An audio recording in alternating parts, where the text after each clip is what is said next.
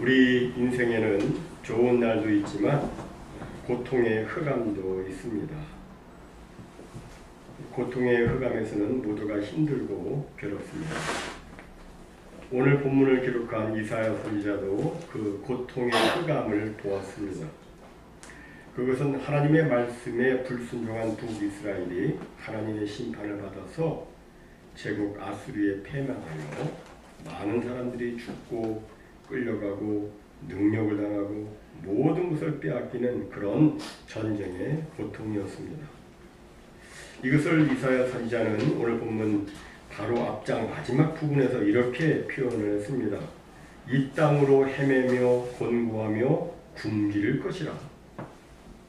그가 굶기를 때에 격분하여 자기의 왕과 자기의 하나님을 저주할 것이며 위를 쳐다보거나 땅을 굽어보아도 혼란과 흑암과 고통의 흑암뿐이리니 그들이 심한 흑암 가운데로 쫓겨 들어가리라. 여기 위를 쳐다보거나 땅을 굽어보아도 혼란과 흑암과 고통의 흑암뿐이라는 말씀은 무슨 의미입니까? 이제 그들에게는 아무도 도와줄 일 없고 그저 고통의 흑암 가운데서 극심한 고통을 겪게 될 것이라는 말씀입니다. 그 고통이 얼마나 심한지 그 고통 속에서 사람들은 자기를 보호해주지 못한 왕을 저주를 할 것이고 그리고 자기들을 그런 고통에 빠지겠다고 생각한 하나님을 저주할 것이라고 이사야 선지자는 예언을 했습니다. 정말 무섭고 슬픈 예언이죠.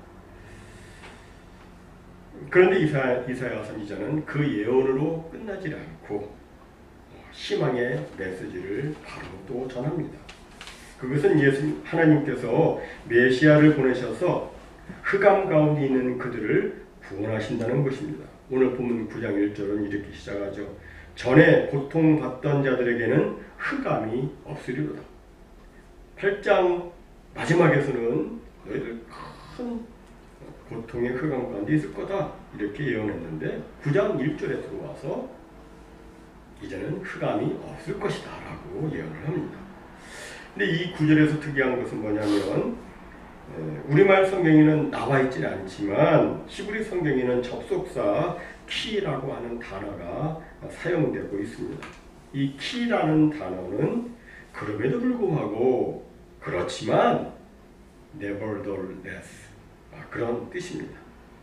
즉 이스라엘이 자기들의 범한 죄로 인해서 하나님의 심판을 받아 너무도 극심한 고통의 흑암에 빠지게 될 것이지만 그러나 그럼에도 불구하고 하나님께서는 메시아를 보내셔서 그들을 고통의 흑암에서 건져내시고 또한 그들을 영원하게 해주시겠다는 겁니다.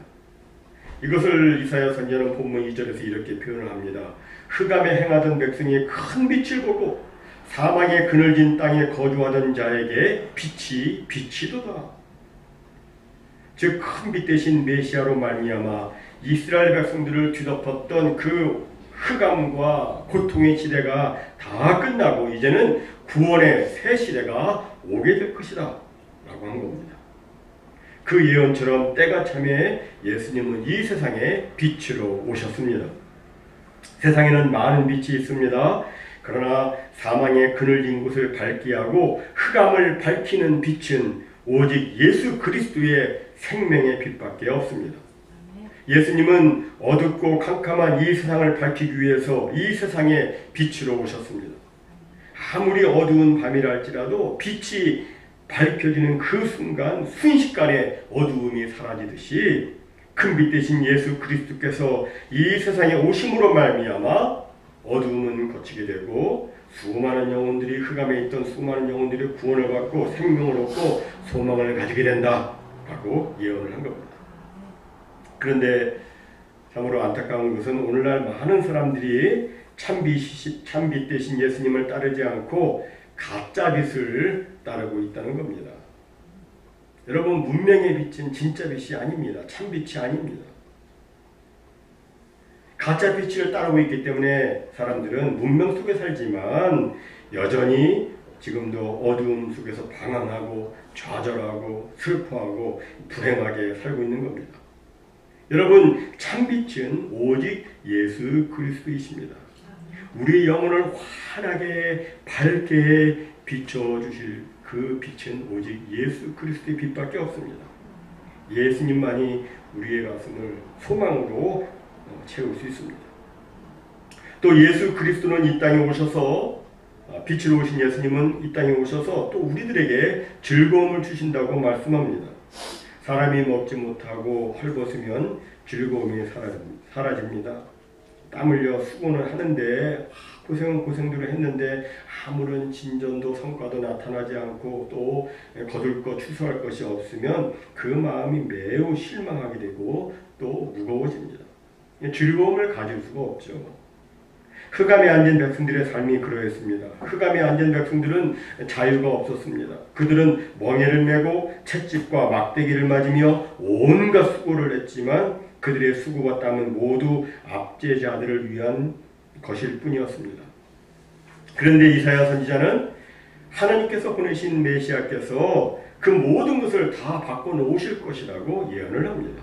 본문 3절과 4절을 보니까 주께서 이 나라는 흑암에 있는 그 나라죠. 이 나라를 이제는 창성하게 하시며 그 즐거움을 더하게 하셨으므로 추수하는 즐거움과 탈취물을 나눌 때의 즐거움같이 그들이 주 앞에서 즐거워하오니 이는 그들이 무겁게 맨 멍에와 그들의 어깨의 채찍과 그 압제자의 막대기를 주께서 꺾으시되 미디안의 날과 같이 하셨음이니이다.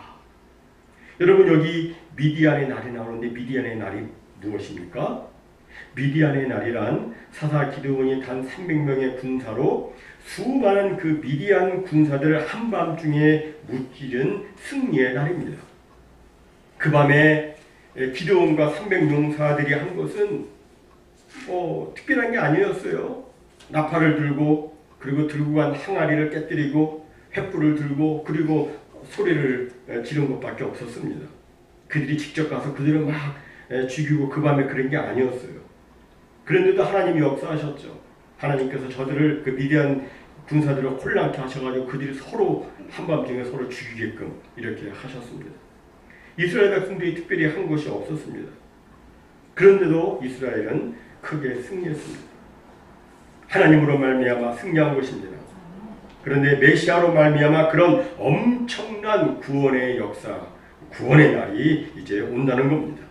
미디안의 날과 같이 주께서 임하셔서 압제자의 속박과 탄압을 다 제거하시고 당신의 백성들에게 승리의 기쁨을 주시고 회복의 기쁨을 주시고 또 창성의 즐거움을 주신다고 예언을 했습니다.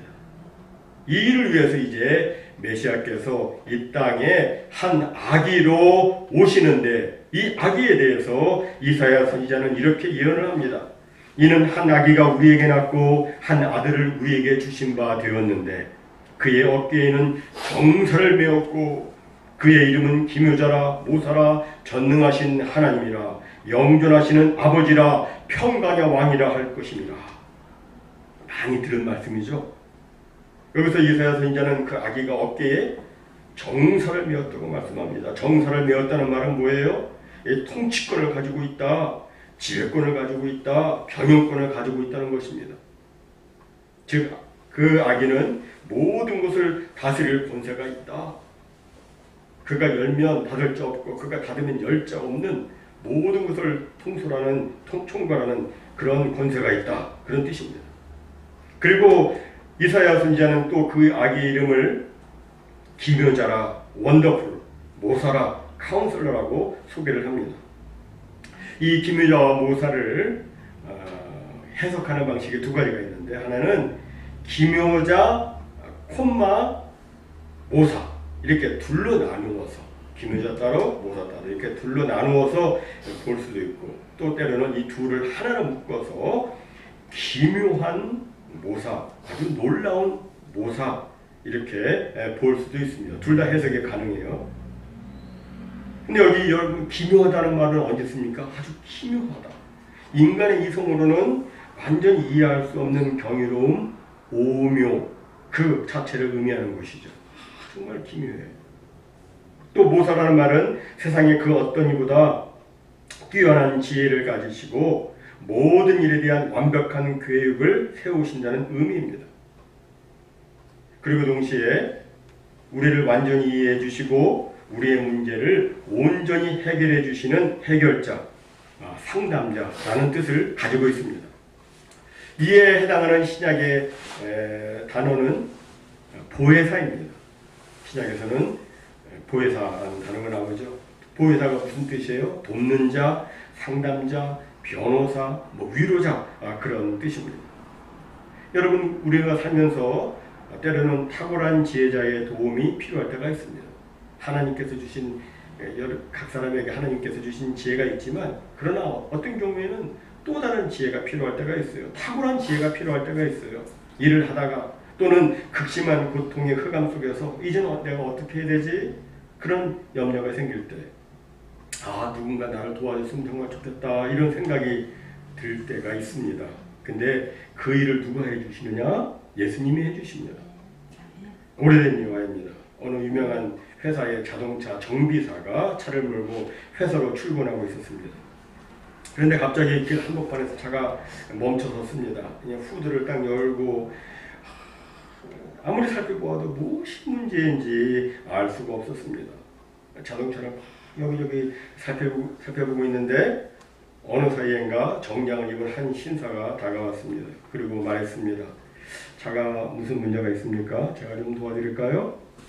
그 정비사는 아마 속으로 이렇게 생각을 했을 겁니다. 내가 그래도 명색의 정비사인데 내가 알지 못하는 것을 어떻게 저 사람이 알 수 있겠는가 생각하는데, 그때 신사가 차의 부품을 몇 개 이렇게 만지더니 그리고서 시동을 딱 하니까 차가 부르렁하고 시동이 걸렸어요. 정비사는 원히 봉봉해서 그 신사를 쳐다보았습니다. 그리고 신사는 명함을 한 장 남기고 유유히 떠났는데, 그 명함을 보니까 그 명함에는 헨리 포드라고 이렇게 이름이 적혀 있었습니다. 그가 바로 그 자동차를 만든 사람이었어요. 사람이 아무리 뛰어나도 만든 사람을 능가할 수는 없죠. 사랑하는 성도 여러분, 나를 만드신 그분만이 나를 고치실 수가 있습니다. 내 지혜를 만드시고 내 심장을 작동하게 하시는 그분만이 내 문제를 알고 계십니다. 그분만이 내 아픔을 알고 계십니다. 예수님 그분만이 나의 진정한 모사시요, 나의 탁월한 돕는 자시요, 나의 상담자이신 것입니다. 아멘. 다음으로 이사야는 그 아기의 이름을 전능하신 하나님이라고 부릅니다. 전능하신 하나님.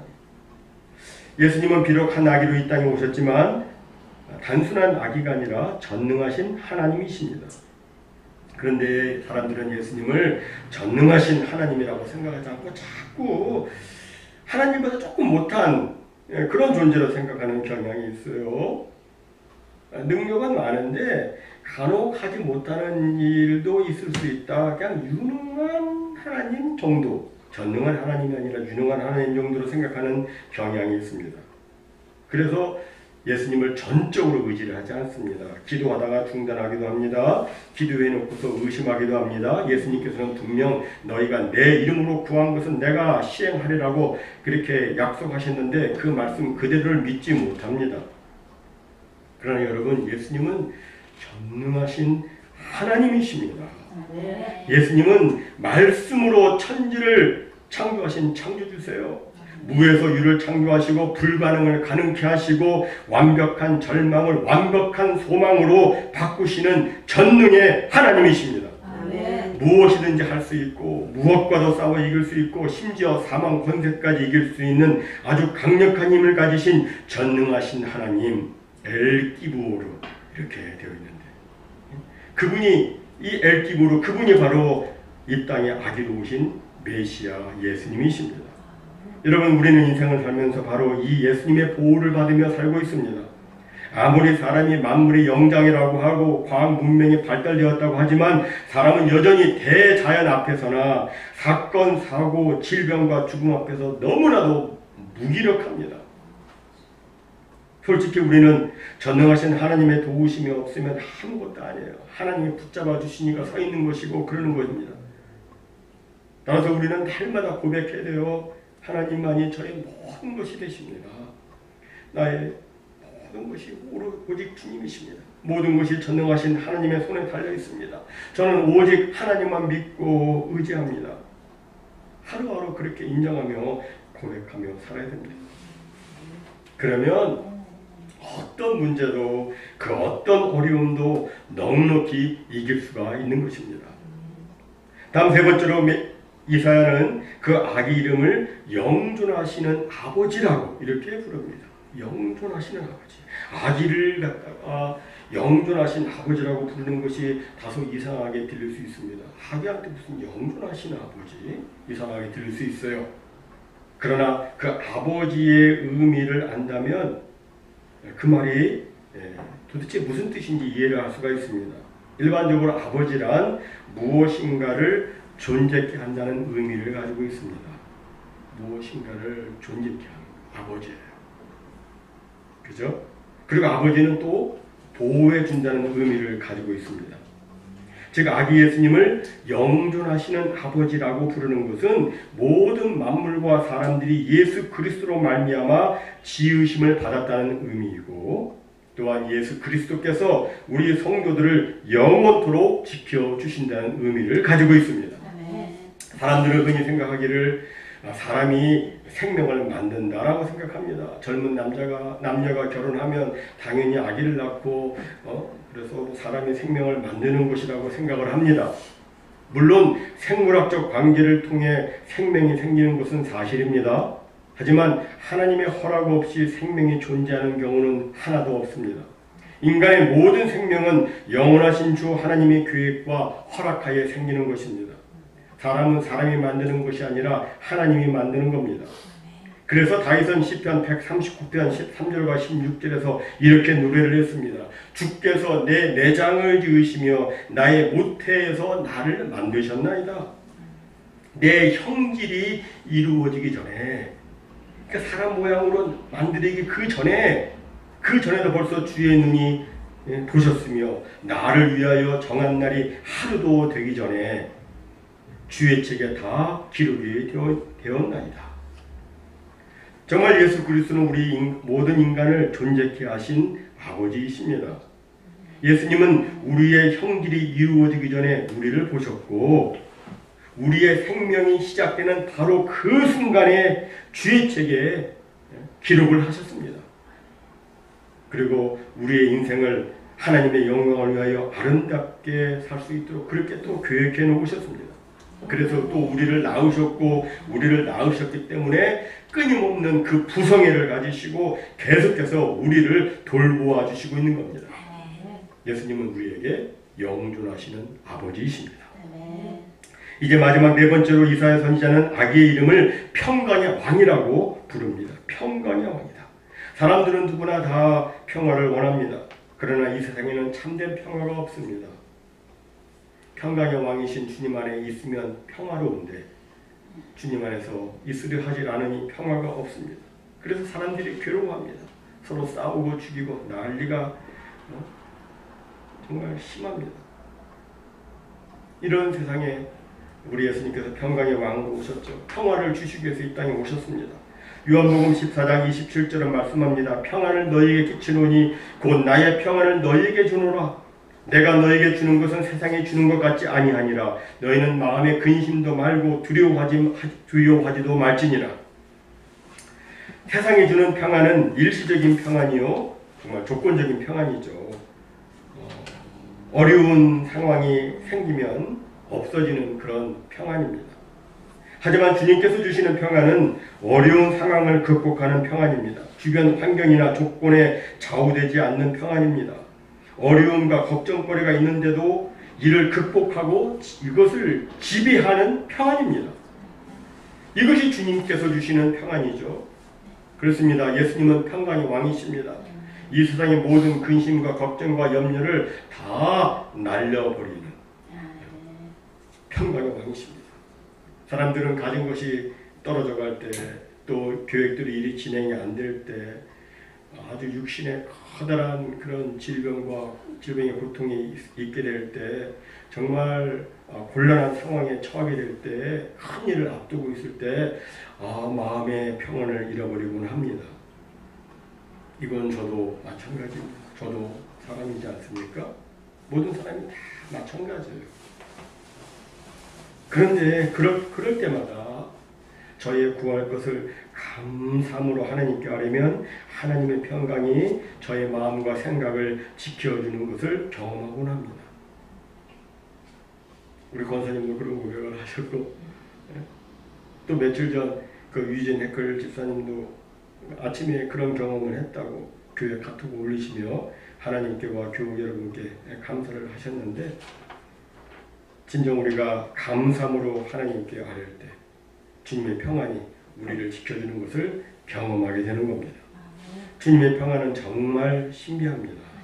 주님의 평안이 임하면 뭐 내 사정이 달라진 것이 하나도 없는데 그냥 마음이 평안해집니다. 환경도 그대로예요. 모든 것이 다 형편이 그대로예요. 상황이 다 그대로예요. 그런데도 신기하게도 마음의 평안과 담대함이 생깁니다. 이사야 26장 3절은 말씀합니다. 주께서 심지가 견고한 자를 평강하고 평강하도록 지키시리니 이는 그가 주를 신뢰함이니이다. 네. 주님을 신뢰하면 마음이 평안해져요. 왜? 하나님이 역사하시니까. 오늘 본문 7절 하반절에 말씀하셔 만군의 여호와 열심히 일을 이루시리라. 우리가 주님을 신뢰하면 하나님께서 그 열심, 하나님의 그 열심을 가지고 그것이 그대로 이루어지도록 역사해 주시는 거예요. 우리에게 평안을 주십니다. 우리가 주님을 향한 믿음을 견고히 하고 날마다 감사함으로 우리의 구할 것을 하나님께 아뢰면 만군의 여호와 하나님께서 평강을 우리에게 확실히 부어주십니다. 이제 말씀을 정리하도록 합니다. 사랑하는 성도 여러분, 예수님은 왜 이 땅에 오셨습니까? 흑암에 있는 우리에게 생명의 빛, 구원의 빛을 비춰주기 위해서, 어두운 그늘에 있는 우리에게 즐거움을 주시기 위해서, 우리에게 지혜를 주시고 우리를 바른 길로 인도해 주시고 우리를 지켜 보호해 주시고 우리에게 평강을 주시기 위해서 이 땅에 오셨습니다.